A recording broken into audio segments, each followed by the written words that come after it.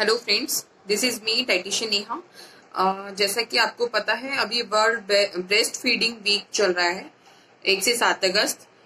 तो आज हम इसी टॉपिक को लेकर बात करेंगे, how to increase breast milk.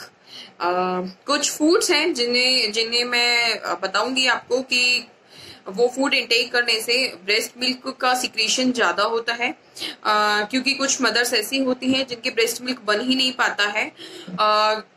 उसके बहुत सारे रीजंस हो सकते हैं, उनमें एक रीजन डाइट भी है कि जिसकी वजह से ब्रेस्ट मिल्क का सिक्रीशन नहीं हो पाता है। अगर आप अपनी डाइट में green leafy vegetables like spinach हो गया, बथुआ हो गया, पालक, बथुआ, मेथी, जितनी भी ग्रीन लीफी वेजिटेबल्स होती हैं, अगर आप उनका इंटेक करते हैं तो ये हेल्पफुल होते हैं मिल्क सिक्रीशन को इंक्रीज करने में। इसके अलावा बीटरूट, विटामिन सी रिच जितने भी फूड्स होते हैं लाइक ऑरेंजेस हो गए, लेमन हो गया, तो ये आप अपने डाइट में इंक्लूड करें। ये एक मिथ है कि सिर्फ मिल्क से ही मिल्क का सिक्रीशन होता है, दूध से ही दूध बनता है, ऐसा कुछ नहीं है।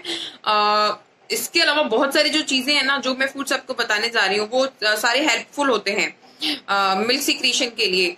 तो आप इन्हें प्लीज नोट डाउन भी कर सकते हैं। जो लैक्टेटिंग वुमेन हैं, जो कि अभी ब्रेस्ट फीड करवाती हैं अपने बेबीज को, उनके लिए ये वीडियोस हेल्पफुल हो सकता है, तो प्लीज नोट जरूर करें और शेयर करें। हाँ, तो हम बात कर रहे थे कि कौन कौन से फूड्स हैं। इसके अलावा लैक्टेटिंग वुमेन को अपनी डाइट में जिंजर हो गया, गार्लिक है, इसके अलावा 4 to 6 एग्स पर डे अपनी डाइट में इंक्लूड करें, क्योंकि वेजिटेरियंस के लिए बहुत रेयर सोर्सेज होते हैं प्रोटीन के, जो जिससे कि उनकी प्रोटीन रिक्वायरमेंट फुलफिल होती है। आप प्रोटीन के लिए एग्स के अलावा दालें ले सकते हैं, बीन्स है, सोयाबीन है, ये सारे अपने डाइट में इंक्लूड करें। आप जैसे पालक चुकंदर का जो जूस है वो बना के वंस इन अ डे वो भी पी सकते हैं, जिससे कि आपकी खुद की आयरन रिक्वायरमेंट है, कैल्शियम रिक्वायरमेंट है, ये भी कंप्लीट होगी। दालें हैं, सोयाबीन है, ये सारे भी आप प्रोटीन के लिए अपने डाइट में इंक्लूड करें, क्योंकि बेबी की जो रिक्वायरमेंट होती है प्रोटीन की, वो रहती है 1.3 ग्राम पर डे। प्रोटीन रिक्वायर्ड होता है बेबी के लिए, जो कि मदर के लगभग 100 ml मिल्क से इतना प्रोटीन बेबी को मिल पाता है। इसके अलावा लैक्टेटिंग वुमेन को, जो दूध पिलाने वाली माताएं हैं, उनको रागी अपनी डाइट में इंक्लूड करनी चाहिए। रागी रिच अमाउंट, रागी जो सोर्स है उसमें आयरन अच्छा होता है, कैल्शियम अच्छा होता है। इसके अलावा जो रागी है वो एक प्रेगनेंसी में हम सजेस्ट करते हैं, लैक्टेशन पीरियड में हम सजेस्ट करते हैं, और जिस किसी पर्सन में हीमोग्लोबिन की कमी होती है उसको भी रागी बहुत फायदेमंद होता है। ये आयरन के अमाउंट को इंक्रीज करता है, हीमोग्लोबिन भी बढ़ाता है, तो इसलिए रागी का इंटेक लैक्टेटिंग वुमेन अपनी डाइट में करें।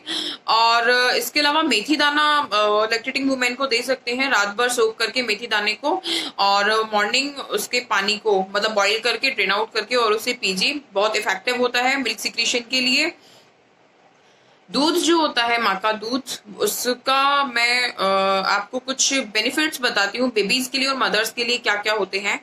मदर्स में जैसे जो माताएं ब्रेस्ट फीड करवाती हैं अपने बेबी को, उनका एक तो वेट लॉस बहुत जल्दी होता है, क्योंकि आफ्टर जो डिलीवरी होता है वो वेट एकदम से बहुत बढ़ जाता है ड्यूरिंग प्रेगनेंसी, और उसके बाद जो डिलीवरी होती है तो वहां तक जो वेट बढ़ा हुआ होता है, ऑफकोर्स अपने शेप अप आने के लिए एक टाइम लगता है, लेकिन ब्रेस्ट फीड करवाने वाली मदर्स का जो वेट है वो जल्दी डाउन होता है, वो जल्दी अपने नेचुरल बॉडी शेप में आ जाती हैं जैसे कि वो पहले थी। इसके अलावा अगर उनका फर्स्ट बेबी है तो उन्हें सेकंड कंसीव मतलब थोड़ा टाइम, मतलब जो गैप एक होना चाहिए उन दोनों के बीच में, तो ब्रेस्ट फीडिंग करवाने वाली जो माताएं होती हैं, मदर्स होती हैं, उनमें वो गैप हो पाता है। एक वो ब्रेस्ट कैंसर के रिस्क बहुत कम हो जाता है, बहुत कम हो जाते हैं ब्रेस्ट फीड करवाने वाली मदर्स में। अब हम आगे बात करेंगे कि बेबीज के लिए क्या क्या बेनिफिट्स होते हैं ब्रेस्ट फीड के।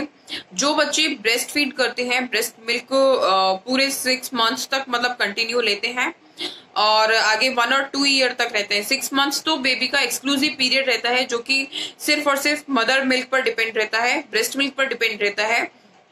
उसमें बेबीज को ऊपर से पानी, अदर जो बाहर का दूध है या फिर कोई भी चीज कोई भी चीज, भले वो शहद हो, घुट्टी हो, कुछ भी नहीं देना है बेबी को। वो एक्सक्लूसिव पीरियड में सिर्फ और सिर्फ ब्रेस्ट मिल्क देना चाहिए बच्चों की सेहत के लिए, बच्चों की प्रॉपर हेल्थ के लिए। उनके जो मैं आपको बेनिफिट्स बता रही हूँ वो ये भी होते हैं कि ऐसे बच्चे अदर बेबीज के कंपैरिजन में हेल्दी होते हैं, बहुत कम बीमार पड़ते हैं, उनका ग्रोथ अच्छा होता है, मसल डेवलपमेंट अच्छा होता है। इसके अलावा उनमें जो उनका जो ग्रोथ हुआ है, फिजिकल एंड मेंटल डेवलपमेंट, वो भी बहुत अच्छा होता है। वो बहुत कम बीमार पड़ते हैं। ठीक है। मैं इसके साथ ही कुछ आपको टिप्स देना चाहूंगी कि हमें मेजर पॉइंट्स नोट डाउन कर लीजिए कि कौन कौन से हैं जो आपको फॉलो करने ही हैं, उनमें कोई गलती नहीं होनी चाहिए। प्लीज आप नोट करिए। जैसे कि एक तो जब बच्चा पैदा होता है कि सब कहते हैं कि माँ के हाथ से कुछ मीठा खिलाना चाहिए, दादी के हाथ का या XYZ रिलेटिव में किसी के भी हाथ का कुछ ना कुछ मीठा चटाना चाहिए। बहुत से लोग शहद चटाते हैं, जन्म घुट्टी चटाते हैं, लेकिन ये बिल्कुल गलत है, बिल्कुल गलत है। ऐसा हमें नहीं करना चाहिए। बर्थ होते ही बच्चा बाहर के एनवायरनमेंट से बहुत ज्यादा अटैच भी नहीं होता। उससे पहले कि उसे ये सारी नई चीजें अगर आप खिलाएंगे तो ऑफ कोर्स वो इन सब चीजों को डाइजेस्ट नहीं कर पाएगा और वो बीमार पड़ जाएगा। बहुत से बच्चों में निमोनिया वगैरह ये सारी शिकायतें देखने को, जॉन्डिस एंड निमोनिया ये देखने को मिली हैं। तो प्लीज पैदा होते हुए बच्चे को ये सारी चीजें ना दें।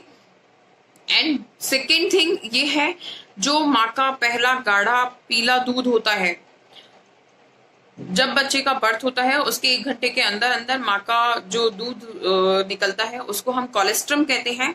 उस मिल्क को बच्चे को जरूर पिलाएं। ये बहुत फायदेमंद होता है बच्चे के लिए और इसमें बहुत सारी न्यूट्रिटिव क्वालिटी होती है जो कि बच्चे को एक कह सकते हैं रोग प्रतिरोधक क्षमता प्रदान करती है।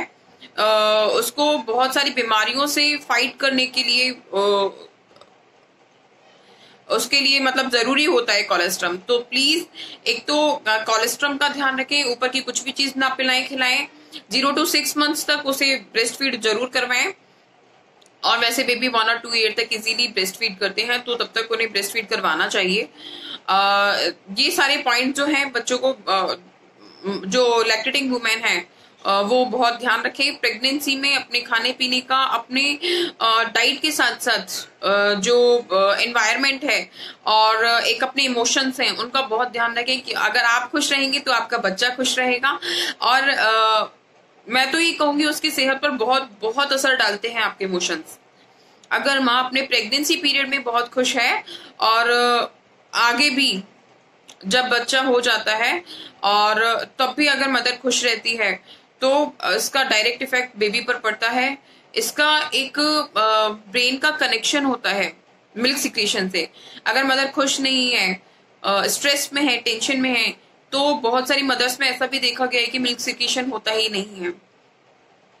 तो ये बहुत ही प्यारा टाइम होता है एक मदर के लिए, एक बेबी के लिए। फैमिली जो है कोशिश करें, अगर आपकी फैमिली में कोई प्रेग्नेंट वुमेन है तो उसको पूरा वो एनवायरनमेंट दे जो वो डिजर्व करती है, उसका बच्चा वो डिजर्व करता है। उसको खुश रखें, उसकी जो खाने की इच्छा है उसे वो खिलाएं।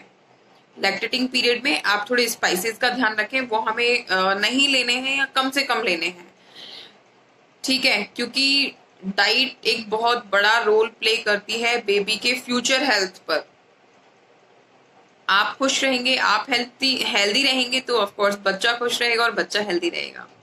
Bye bye, take care, thank you.